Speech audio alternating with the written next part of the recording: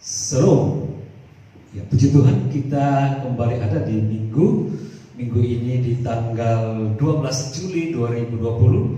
Suatu kemurahan Tuhan yang menghantar kita sampai detik ini. Karena itu marilah kita dalam ucapan syukur kita di ibadah minggu ini kita mau merenungkan satu firman Tuhan. Dan saya akan berikan tema untuk khotbah renungan ini berbicara tentang Alkitab, tentang keadaan akhir zaman. Sekali lagi untuk tema minggu ini yaitu Alkitab tentang keadaan akhir zaman. Dasar firman Tuhan, mari kita baca di Yudas 1 ayat 18 sampai 20. Surat Yudas pasal 1 ayat 18 sampai 20. Demikian firman Tuhan. Sebab mereka telah mengatakan kepada kamu, menjelang akhir zaman akan tampil pengejek-pengejek yang akan hidup menuruti hawa nafsu kefasikan mereka. Mereka adalah pemecah belah yang dikuasai hanya oleh keinginan-keinginan dunia ini dan yang hidup tanpa Roh Kudus. Akan tetapi kamu, saudara-saudaraku yang kekasih, bangunlah dirimu sendiri di atas dasar imanmu yang paling suci dan berdoalah dalam Roh Kudus. Ya, itu bacaan kita Yudas 1 ayat 18 sampai 20 untuk kita merenungkan tentang satu bagian atau satu tema minggu ini, yaitu Alkitab tentang keadaan akhir zaman. Ya,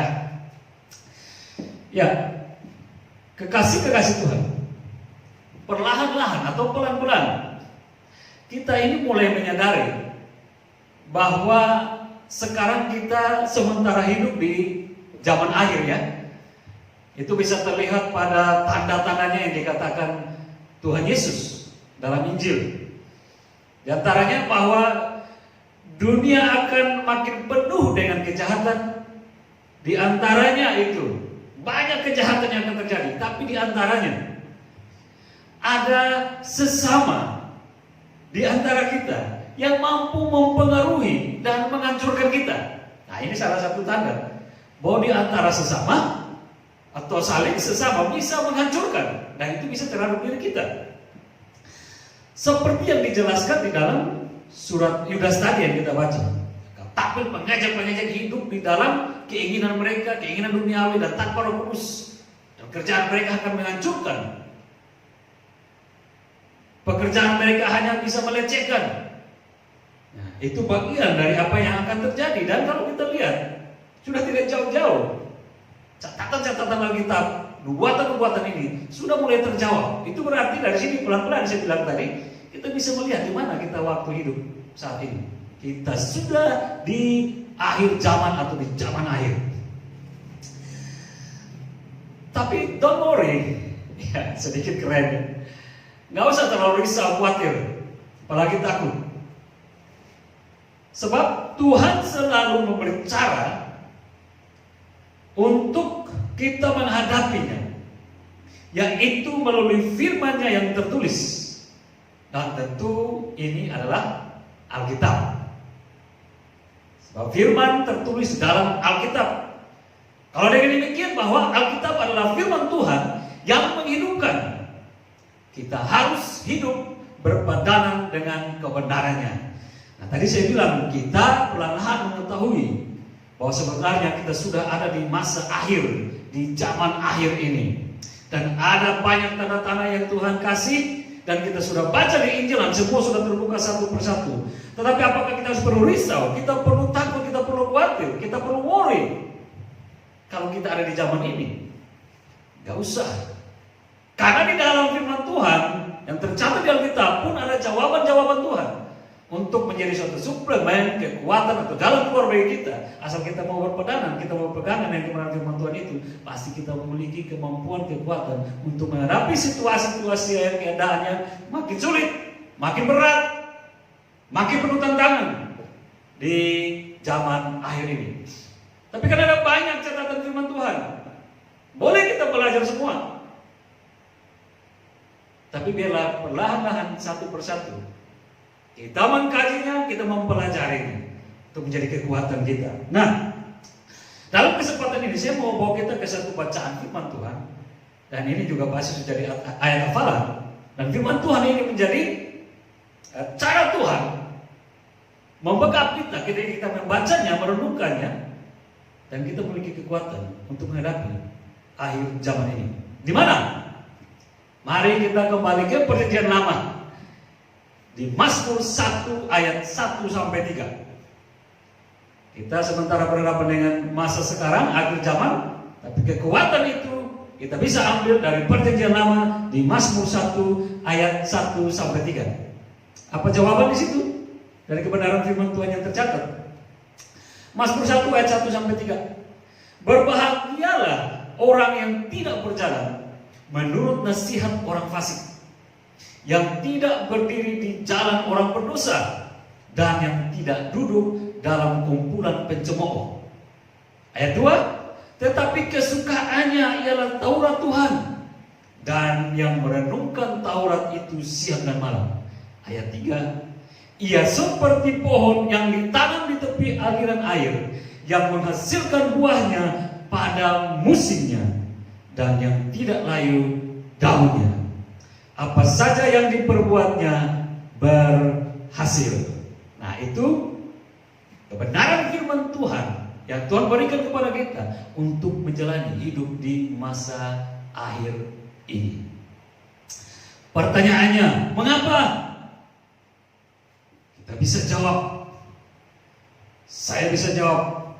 Supaya kita tidak terseret dalam kejahatan dan hancur oleh karena kejahatan tersebut. Atau yang kedua, supaya kita tidak tergoda kemudian menjadi bagian dari kejahatan itu dan akhirnya binasa karena kejahatan tersebut. Maka kita harus hidup berpadanan dengan Alkitab. Berpadanan itu artinya sesuai. Kita harus hidup sesuai dengan apa yang tercatat dalam Alkitab. Sebab itu adalah kunci kemenangan bagi kita. Sekarang pertanyaannya lagi, berpadanan seperti apa? Dalam hal apa kebenaran firman Tuhan kita mau pakai untuk menjalani hidup di zaman akhir ini? Berpadanannya seperti apa? Dalam hal apa? Mari kita lihat seperti apa dikatakan oleh Daud di dalam Mazmur 1 ayat 1 sampai 3. Secara khusus di ayat 1 dan 2. Pertama di situ dikatakan tidak berjalan menurut nasihat orang fasik. Ayat 1b. Nah, ini dasar pertama. Untuk menghadapi masa sukar, masa sulit, dan kita tidak tahu siapa teman, siapa lawan. Kita tidak tahu siapa yang baik atau yang jahat. Tapi segala sesuatu kelihatannya makin menuju kepada kejahatan. Lalu kita harus berwanti-wanti dengan diri kita sendiri, berawas-awas dengan diri kita sendiri. Tapi kita harus pakai apa? Kita harus pakai perlindungan apa? Di tengah situasi yang semua mulai berteriak atau semua mulai merasakan tentang kejahatan di mana-mana. Bahkan sesama yang dekat pun bisa saling menjahati, kan gitu ya. Tapi itu kenyataannya kan, memang kita sudah ada di masa ini dan kita tidak bisa melarikan diri. Kita mau nggak mau harus fight, kita harus masuk di dalam dunia dengan kancah penuh tantangan ini. Tapi apakah kita hanya masuk dengan demikian begitu saja? Ya itu kita akan hancur. Tapi kalau kita masuk dengan persiapan yang baik berdasarkan catatan-catatan firman Tuhan di dalam Alkitab, kita memiliki senjata sekaligus peluru untuk menghadapi semua yang jahat itu. Nah, itu sebabnya tadi saya bilang saya akan membawa kita merenungkan kembali Mazmur 1 ini untuk menghadapi situasi-situasi ini. Tidak berjalan menurut nasihat orang fasik. Orang fasik, fasik itu kalau bahasa aslinya, teks aslinya Ibrani, yaitu rasal. Artinya orang yang tidak beriman, orang yang tidak beriman, orang yang tahu Tuhan, namun tidak melakukan firman Tuhan. Zaman akhir ini mulai muncul orang-orang ini. Orang-orang fasik, yaitu mereka yang tidak beriman, ataupun mereka yang tahu Tuhan, namun tidak melakukan firman Tuhan. Kita bisa lihat sendiri kan gitu. Di mana? Kalau bahasa Alkitabnya dalam 2 Timotius ayat 3 sampai 5, 2 Timotius ayat 3 pasal 3 ayat 5. Di situ dikatakan bahwa apa? Secara lahiriah mereka menjalankan ibadah mereka, tetapi pada hakikatnya mereka memungkiri kekuatannya. Lebih lanjut, Paulus bilang kepada Timotius, jauhilah mereka itu. Ini fasik. Dan Paulus keras kepada Timotius, jauhilah mereka. Mengapa? Karena memang secara lahirnya mereka melakukan ibadah, tapi pada hakikatnya mereka memungkiri kekuatan dari ibadah itu sendiri. Ya, kita mau melakukan ini pelan-pelan supaya kita tahu di mana saat di mana kita berada dan siapa kita berhadapan, kan gitu ya. Nah, sifat orang fasik, kita belajar ini. Sifat orang fasik ada banyak, dalam catatan kita banyak. Tapi kalau semua kita bahas, kita kurang waktu. Karena gitu saya ngambil untuk beberapa bagian yang bisa kita lihat. Ciri-ciri atau sifat orang fasik. 1, jauh dari hidup bersekutu dengan Allah, atau jauh dari hidup persekutuan dengan Allah. Efesus 4 ayat 18. Kemudian yang kedua, mengenal Allah tapi tidak melakukan atau tidak memuliakan Dia. Itu seperti tadi. Arti dari orang fasik rasa itu kan, tahu Tuhan, tetapi apa? Tidak memuliakan Dia. Memberontak terhadap Allah. Nehemia 9 ayat 26. Dan yang keempat, selalu merencanakan kejahatan. Mika 7 ayat 2 sampai 3a. Ini ciri-ciri orang fasik itu. Nah, tadi dibilang bahwa kunci kekuatan kita di tengah situasi akhir zaman yang segala kejahatan yang dihadirkan atau dilahirkan oleh orang-orang fasik ini. Mazmur 1 ayat 1b dikatakan, kita jangan berjalan menurut nasihat orang fasik itu, orang jahat itu. Artinya apa? Tidak berjalan menurut nasihat orang fasik artinya apa? Artinya jangan kita mengikuti ajakannya, ajarannya, perkataannya, rayuannya, nasihatnya, bisik-bisiknya, bisik-bisik tetangga kali. Apalagi perintahnya. Sudah jelas Alkitab mengatakan jauhilah mereka. Karena memang secara kasat mata kelihatannya orangnya baik-baik. Secara kasat mata kelihatannya malaikat, tetapi sesungguhnya pada hakikatnya mereka memungkiri akan kebenaran dan tidak mengikuti kekuatan ibadah itu sendiri. Meragukan dan tidak percaya kepada kekuatan ibadah itu sendiri. Nah, ini yang terjadi. Bapak Ibu kekasih dalam Tuhan, ini poin pertama, bahwa keadaan akhir zaman, orang fasik mulai muncul, orang fasik mulai banyak yang hadir. Sebenarnya dari dulu, tapi makin kesini makin lebih jelas, karena kita makin belajar firman Tuhan dan makin tahu kan gitu keadaan ciri-ciri orang seperti ini. Mereka kelihatan beribadah, mereka kelihatan kusuk, mereka kelihatan benar, tapi sesungguhnya mereka sendiri memungkiri kebenaran itu. Karena mereka tidak hidup di dalamnya. Dan kita mulai lihat, akhirnya ada banyak kekacauan, akhirnya ada banyak hal yang tidak berkenan, yang tidak harus dilakukan, ternyata dikerjakan oleh orang-orang yang kelihatannya baik dan segala macam, yang membuktikan bahwa mereka seperti bisa dipercaya, namun ternyata tidak. Ini ciri-ciri orang fasik. Dan ini mulai menjamur di dalam kehidupan akhir zaman ini. Firman Tuhan menjadi kekuatan kepada kita. Untuk mereka seperti ini, kita harus hati-hati supaya kita jangan terpengaruh dengan mereka. Jangan terpengaruh dengan ajakan mereka, ajaran mereka, perkataan mereka, rayuan, nasihat, bisik-bisiknya, apalagi perintah-perintahnya. Hati-hati. Sekarang mulai kemana-mana muncul pengejek-pengejek, ya kan? Tadi Yudas bilang muncul pengejek-pengejek. Mereka meleceh-lecehkan kebenaran. Bahkan mereka sampai memungkiri kekuasaan Tuhan sendiri. Dan kita boleh lihat di mana-mana viral kesaksian-kesaksian atau viral khotbah-khotbah yang dahulu adalah orang Kristen tapi berpindah ke suatu agama yang lain. Mereka melecehkan. Tapi ini kebenaran firman Tuhan yang akan terjawab. Pada masa-masa seperti ini, orang-orang ini akan muncul. Yang tadinya ada dalam bagian kita, yang tadinya ada dalam kelompok kita, yang tadinya ada dalam komunitas kekristenan. Akhirnya jawaban atau akhirnya perkataan Alkitab itu terjawab. Bahwa sesungguhnya mereka bukan bagian dari kita. Mereka bukan benar-benar dari kita. Mereka sesungguhnya jahat. Dan akan terbukti keadaan jahat mereka. Dan sekarang mulai viral di mana-mana. Orang-orang ini mulai muncul, mengatakan tentang kekristenan itu apalah, Tuhan itu apalah, kan gitu ya. Dan mereka mulai viral. Tapi ingat, ini kebenaran yang harus terjawab. Dan mereka sudah membuktikan diri mereka sebagai orang-orang fasik. Dan kita harus hati seperti itu. Yang kedua, bagaimana kekuatan ini untuk kita menghadapi, atau bagaimana kebenaran firman Tuhan mengajar kita untuk menghadapi akhir zaman ini dengan segala macam kefasikan dan orang berdosa. Di dalam ayat 1C dari Mazmur 1, tidak berdiri di jalan orang berdosa. Ya, tidak berdiri di jalan orang berdosa. Kata orang berdosa dalam teks aslinya itu kata. Artinya orang yang melakukan kejahatan atau pelanggar hukum. Ciri-cirinya ada beberapa, yaitu tidak hidup dalam kebenaran, tidak berakal budi, tidak mencari Allah, menyeleweng dari kebenaran, dan tidak ada kebaikan.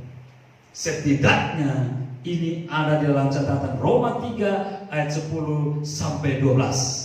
Di situ dikatakan bahwa seperti ada tertulis, tidak ada yang benar seorang pun, tidak ada seorang pun yang berakal budi, tidak ada seorang pun yang mencari Allah. Semua orang telah menyeleweng, mereka semua tidak berguna, tidak ada yang berbuat baik, seorang pun tidak.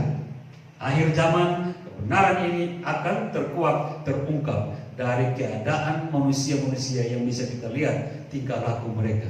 Yaitu muncullah berbagai macam orang yang berdosa dengan ciri-ciri yang bisa kita lihat dalam Alkitab. Jadi jangan kita koreksi pakai mata kita sendiri kan gitu. Tapi kita mau koreksi dengan kebenaran Alkitab. Tanda-tanda atau ciri-ciri yang tadi saya sudah bacakan melalui Roma 10 ayat Roma 3 ayat 10 sampai 12. Tidak hidup dalam kebenaran, tidak berakal budi, tidak mencari Allah, mulai menyeleweng dari kebenaran. Mulai menyeleweng kebenaran ini yang hati-hati.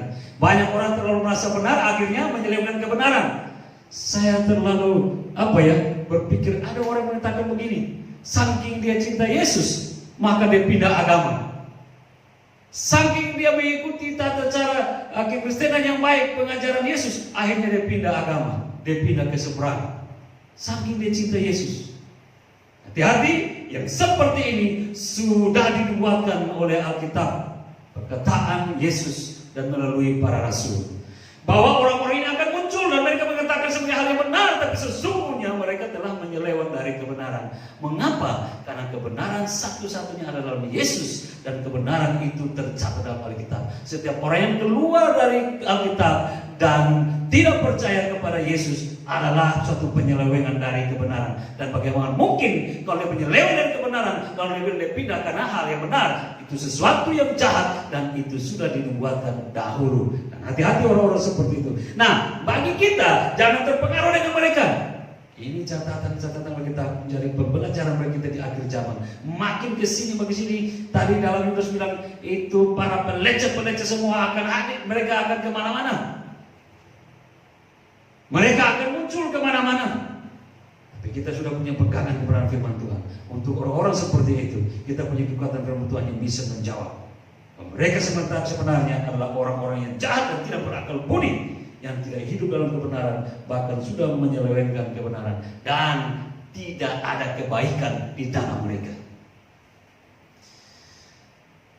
Bapak Ibu kasih dalam Tuhan, tidak berdiri di jalan orang berdosa, itu artinya jangan kita tinggal tetap dalam ajakannya, ajarannya, perkataannya, rayuannya, nasihatnya, bisik-bisiknya, apalagi perintahnya. Jangan mau kita berdiri di jalan orang berdosa, artinya jangan kita mau tetap tinggal dalam ajakannya. Kalau mungkin kita kepeleset dan sempat bertemu dengan mereka, dan sempat kita mendengar ajakan mereka, dan sempat kita terbuai dengan perkataan mereka yang dibuat-buat dengan tutur kata yang halus, yang enak, yang bisa mempengaruhi hati dan pikiran kita. Lalu kita berpikir tentang perkataan mereka seperti baik, hati-hati. Kita memang bisa ke arah situ. Tapi di sini katakan jangan engkau berdiri di jalan orang berdosa. Artinya jangan tetap tinggal. Kalau sempat kita bertemu dengan mereka, atau sempat kita berbicara atau berkomunikasi dengan orang-orang seperti ini, Lalu jangan kita termakan dengan perkataan mereka. Hati-hati, jangan tetap tinggal, jangan berdiri di jalan orang berdosa. Itu bisa mempengaruhi keadaan kita yang baik, sama menjadi seperti mereka. Jauhilah, kata Paulus kepada Timotius, jauhilah keras itu, karena itu akan mempengaruhi apa yang benar dan baik bagi kita. Karena firman Tuhan yang mengatakan begini, pergaulan yang buruk apa? Menghancurkan kebiasaan yang baik, kan gitu ya. Jadi kalau kita tahu mulai sesuatu yang tidak baik, awas-awaslah, jangan kita terlalu termakan. Berbahaya. Ini kita di akhir zaman, kita bisa dibuai, kita bisa terbuai dan terpengaruh, dan akhirnya kita terpeleset dan jatuh. Ini kita harus berhati-hati. Yang ketiga, untuk menghadapi berdasarkan kebenaran firman Tuhan di dalam tantangan akhir zaman dengan orang-orang yang seperti ini. Dalam 1D dari Mazmur pasal 1, tidak duduk dalam kumpulan pencemooh. Wow, pencemooh dalam teks aslinya itu adalah lo'ots. Artinya orang yang mengejek, mencaci maki, mengolok-olok, itu dilebih atau ditujukan kepada Allah, lebih ditujukan kepada Allah. Dan mari kita lihat, mencemooh ini mencemooh sesama, mencemooh juga kepada Tuhan, menghujat Tuhan, mencemooh sesama. Di dalam Mazmur 115-51 itu Daud bilang begini, orang-orang yang kurang ajar, pencemooh itu Daud bilang kurang ajar. Orang-orang yang kurang ajar sangat mencemoohkan aku. Tetapi apakah Daud terpengaruh dan jatuh karena cemooh mereka? Tidak. Lalu apa kekuatannya? Di Mazmur 115-51 Mazmur kasih suplemen bagi kita, jawaban bagi kita. Kenapa kita tidak bisa, kita tidak perlu takut, tidak perlu jatuh dengan cemooh mereka. Tetapi aku tidak menyimpang dari Tauratmu. Saya baca ulang teks ini ya, Mazmur 115-51. Orang-orang yang kurang ajar sangat mencemoohkan aku, tetapi aku tidak menyimpang dari Tauratmu. Wow. Lawan-lawan Daud coba menghancurkan dia. Lawan-lawan Daud coba menyingkirkan dia dengan cemooh-cemooh, dengan caci maki, dengan fitnah dan kata-kata yang tidak benar. Tapi Daud tidak mau membisikkan hal yang tidak benar itu. Dia punya suatu kepastian jawaban, kekuatan dirinya, hidupnya untuk ke masa depan yang terbaik. Dia tetap berpegang kepada Taurat Tuhan. Dia tetap berpegang kepada firman Tuhan. Sekarang adalah Alkitab. Kebenaran yang dialami Daud bisa terjadi dalam diri kita. Salah atau tidak salah, bisa datang cemoohan kepada kita, bisa datang fitnahan, bisa datang caci maki, bahkan penilaian-penilaian yang tidak benar yang tidak kita lakukan. Tapi haruskah kita menangis?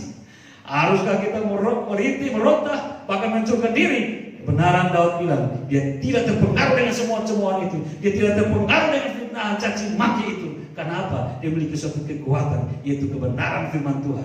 Dia ajarkan kepada kita hidup saat ini. Makin kesini tantangan makin keras, makin kesini tanpa salah pun kita bisa dinilai jahat. Tanpa apa yang kita perbuat, orang mulai bisa berkata-kata di belakang, mempengaruhi kita. Tapi ingat, kita punya kekuatan firman Tuhan. Jangan jauh-jauh dari firman Tuhan. Di mana itu? Di Alkitab. Bukalah dalam kesempatan waktumu, baca firman Tuhan. Sebab itulah kekuatannya. Di akhir zaman ini, masalah segala macam bisa datang. Kita tidak cari pun datang sendiri, apalagi kita cari, kan gitu. Tapi bagaimana kita keluar dari semua yang jahat itu? Balik lagi seperti Daud yang bilang, tapi aku tidak mau menyimpang dari Taurat Tuhan. Mari kita seperti Daud, dalam kerendahan hati, dengan iman yang kokoh, tetap kita berpegang kepada firman Tuhan, berpegang setialah baca Alkitab, sebab di situ jawaban-jawaban kebenaran untuk hidupmu ada di dalamnya, tidak di tempat yang lain. Bahkan di sini mencemooh itu menghujat Tuhan. Wow. Bukan saja menghujat kita manusia, tapi Tuhan kita pun dihujat. Dan ini dilakukan oleh orang-orang yang mana? 2 Petrus 2 ayat 10. Di situ dikatakan, terutama mereka yang menuruti hawa nafsunya karena ingin mencemarkan diri dan yang menghina pemerintahan Allah. Mereka begitu berani dan angkuh sehingga tidak segan-segan menghujat kemuliaan. Bukankah ini sekarang yang sudah mulai kita dengar dan lihat? Banyak orang mengagung-agungkan dirinya, bahkan menyamakan dirinya sama seperti Tuhan, punya kuasa, bisa naik turun surga, bisa memiliki kuasa untuk melakukan ini dan itu. Kita di zaman ini harus selektif baik-baik dengan intelektual kita dalam kebenaran. Kita belajar kepada firman Tuhan, supaya jangan terlalu kita termakan apa yang tidak benar, supaya kita tidak terlalu terpengaruh dengan apa yang belum tentu benar. Semua bisa bilang ini yang benar, pengajaran dia yang baik, apa yang dilakukan ini yang terbaik. Tapi mari kita kaji dalam kebenaran firman Tuhan. Tanpa sadar 2 Petrus 2 ayat 10 terjawab bahwa orang-orang seperti itu sebenarnya dalam dikuasai oleh nafsunya dan menghina pemerintahan Allah, serta dengan berani dan angkuh tidak segan-segan menghujat kemuliaan. Sekarang makin banyak mulai muncul, dan ini sudah masanya. Sehingga kalau kita melihat orang yang tanpa takut, tidak segan-segan menantang kekristenan dalam pengajaran tentang Yesus sebagai anak Allah, Roh Kudus sebagai pribadi Allah, Trinitas, dan mereka coba mencemarkan semuanya itu, dan mereka sepertinya tidak takut dan tidak ragu, gak usah kita peduli. Memang ini sudah waktunya dijawab oleh Yudas tadi kan. Mulai muncul pengejek-pengejek. Siapa pengejek-pengejek itu nanti kita akan lihat lagi terus ke dalam. Tapi ini yang sudah bisa kita lihat, yang sekarang mulai terjawab, yang sekarang mulai terjadi. Tapi sekali mari kita belajar seperti Daud. Kekuatan kita hanya ada dalam Taurat Tuhan. Kekuatan kita hanya dalam firman Tuhan. Pegangan kita yang hidup dalam Alkitab. Di situ tercatat semua jawaban bagi kekuatan kita. Apapun persoalan kita, apapun masalah kita, apapun gonjang-ganjingnya kehidupan kita, ada jawaban dalam Alkitab. Jangan cari di lain semua kelihatan seperti baik. Sebenarnya semua itu perangkap untuk ketika kita masuk dalam apa yang kita cari di luar Alkitab, kita akan terperangkap dan membinasakan kita. Tapi kalau kita masuk lebih jauh kepada kebenaran firman Tuhan dalam Alkitab, kita renungkan baik-baik, kita baca, di situ ada berkat yang bisa kita dapat dan memberikan kekuatan kepada kita menghadapi dunia yang makin penuh dengan tantangan ini. Jadi yang ketiga, berbicara tidak duduk dalam kumpulan pencemooh. Itu artinya jangan masuk dalam geng atau kelompok mereka untuk mencari kebenaran. Sebab di dalamnya tidak ada kebenaran. Yang ada hanya mencaci, memfitnah, menggosip untuk salah-salahin orang lain. Dan akhirnya Tuhan juga disalah-salahin. Jadi kalau kita punya persoalan, kita punya masalah, kita punya pergumulan, kita punya sesuatu yang seperti beban berat, carilah hamba-hamba Tuhan yang bisa dipercaya. Carilah penasihat-penasihat yang bisa diandalkan. Datanglah kepada mereka dan meminta jawaban dari mereka melalui kebenaran firman Tuhan. Itu yang terbaik, itu yang tepat.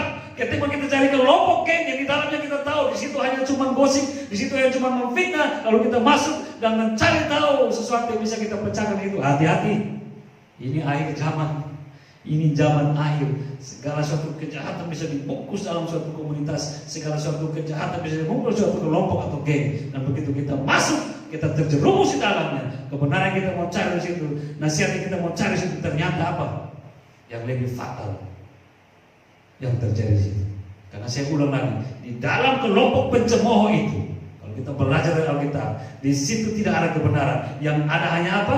Mencaci, memfitnah, menggosip, dan untuk salah-salahin orang. Dan akhirnya ujung-ujungnya Tuhan juga disalahin. Apabila kita bertemu dengan seseorang, entah itu saudara kita sendiri atau hanya sebatas teman yang memiliki ciri-ciri seperti pencemooh ini, hati-hatilah dengan dia.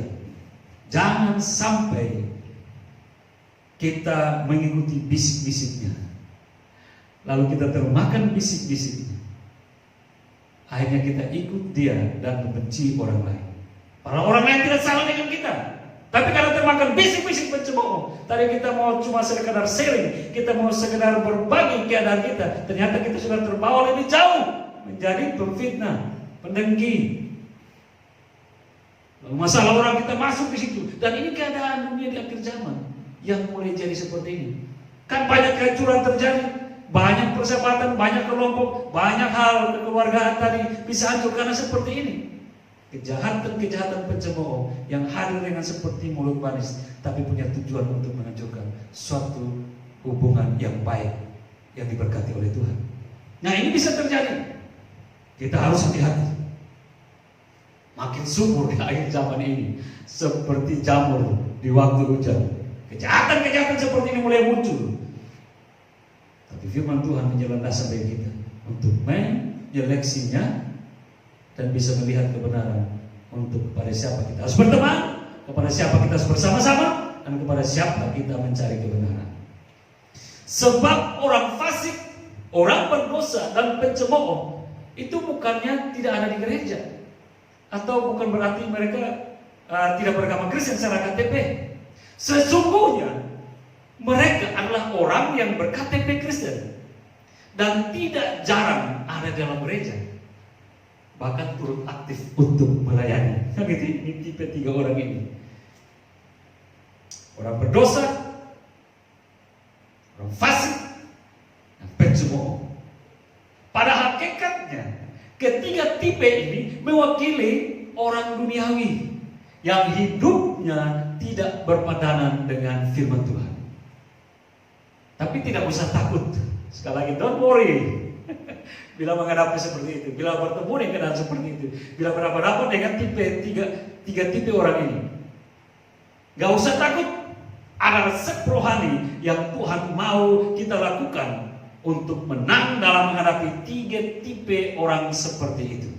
Orang-orang di akhir zaman, kan gitu ya. Resep rohani yang seperti apa? Masih di dalam bacaan kita. Mazmur 1 ayat 2. Resepnya itu untuk menghadapi orang-orang 3 tipe tadi itu, kita harus lebih suka membaca Alkitab, mendengar dan merenungkan firman Tuhan. Mazmur 1 ayat 2. Mengapa? Karena waktu kita membaca Alkitab dengan teliti dan sungguh-sungguh, maka saat itu kita sedang mendengar Tuhan berkata-kata. Dan tentu dengan kekuatan Tuhan sendiri, Dia akan memampukan kita untuk mengerti kehendaknya. Itu yang dimaksud dengan roh iluminasi. Kebenaran firman Tuhan akan terungkap dengan roh iluminasi yang Tuhan hadirkan kepada siapa yang mau sungguh-sungguh dan teliti dan seksama membaca firman Tuhan dan kemudian merenungkannya dengan baik-baik. Tuhan akan menghadirkan roh iluminasi kepada kita dan memahaminya untuk menghadapi berbagai gejolak dan tantangan yang dihadirkan dari orang-orang jahat yang sudah disebutkan di awal tadi. 3 hal ini maksud apa? Suka membaca Alkitab, mendengar firman Tuhan, dan merenungkan firman Tuhan. Itu merupakan satu paket yang harus selalu kita lakukan sebagai orang Kristen. Tidak harus tidak, tapi harus dan harus. Itu kekuatan kita. Kalau mau sembuhkan ke dokter, mau kasih 10 macam obat pun dikasih, ada 1 kali 1, ada 2 kali 1, ada 3 kali 3 kan? Mau sembuh, ya kita harus minum. Mau gak mau kita harus minum semuanya itu. Kita nggak mau tahu nanti habis minum begitu banyak obat bisa mempengaruhi ginjal dan lain sebagainya. Tapi saat ini kita sakit ini dikasih obat ini, ya kita harus minum. Hal itu kita baru benar firman Tuhan. Kita juga sementara menghadapi dunia yang mulai sakit ini. Kalau kita tidak persiapkan diri dan terus minum obat kebenaran Alkitab, kita bisa sakit. Dan mau tidak mau, harus Alkitab menjadi kunci jawaban kita. 3 hal tadi, yaitu suka membaca, mendengar firman Tuhan, dan merenungkan firman Tuhan, harus menjadi kekuatan kita yang harus dilakukan oleh kita. Dan kita dapat mengandaikan ini sebagai 3 in 1 atau 3 dalam 1. 3 perilaku, yaitu suka membaca, mendengar, dan merenungkan firman Tuhan. Di dalamnya ada 1 berkat. Kan gitu ya? Artinya, saat kita setia membaca Alkitab, rendah hati mendengar firman Tuhan yang sedang dikemukakan oleh para pengkhotbah, para pendeta, evangelis, dan tekun merenungkannya, maka berkat Allah pasti mengalir dalam diri kita. Mau aminkan itu? Anda yang mengaminkannya. Nah, ternyata ada berkat di situ.